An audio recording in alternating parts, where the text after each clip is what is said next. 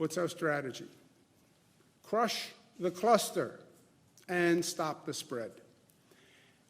And we're announcing a special initiative to do just that, the Cluster Action Initiative. Catchy name. Step one, you take the most dramatic action within the cluster itself, where you have the highest density of cases.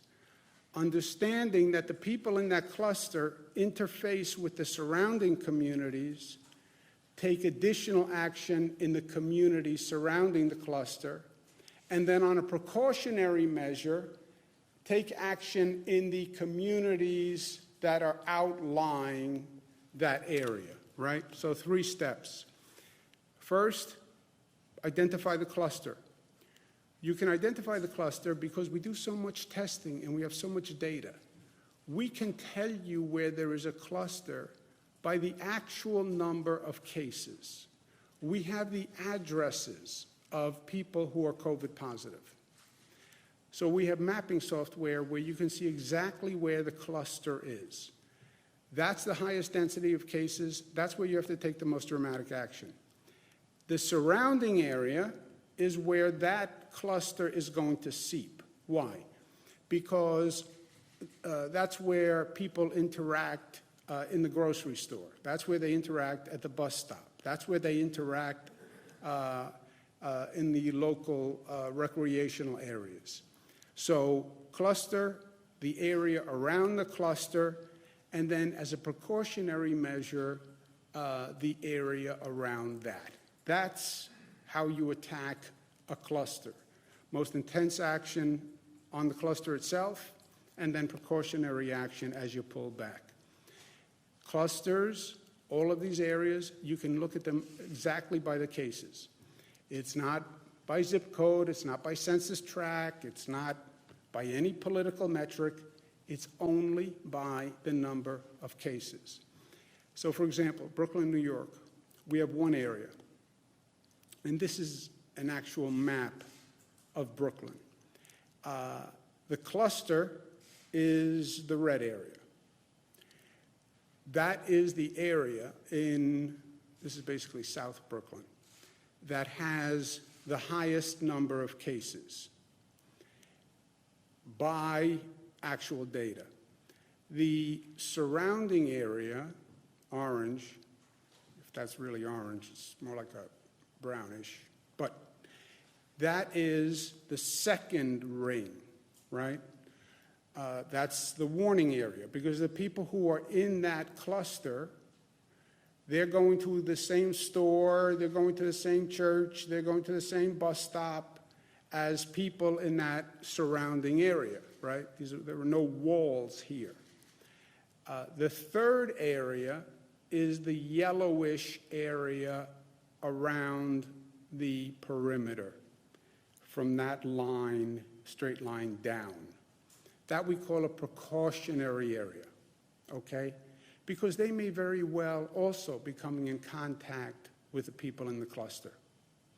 Or the people in the middle of that cluster may have infected somebody in the orange zone who may be in contact with someone on the yellow zone, right? It goes red is the cluster, orange is surrounding the cluster, yellow is the periphery.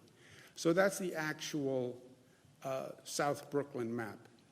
Queens, there are 2 areas that will be mapped just the way Brooklyn is mapped, but same concept.